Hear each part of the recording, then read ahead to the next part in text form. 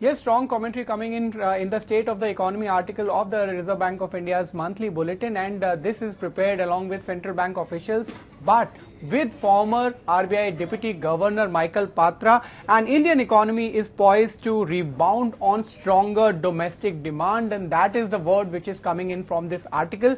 This is important because you would remember in the last policy, Reserve Bank of India also lowered its forecast for financial year 2025, and this was based on the fact that the actual data of economy came lower than the expectations. But now Reserve Bank of India is saying that rural demand is gaining momentum, supported by brighter agricultural prospects. Apart from that, the capital expenditure on infra is expected to boost key sectors. Of course, the capex which was planned by the government of around 11 lakh crore is not spent yet, but the expectation is that in this quarter, the last quarter of the financial year, this is likely to get a boost.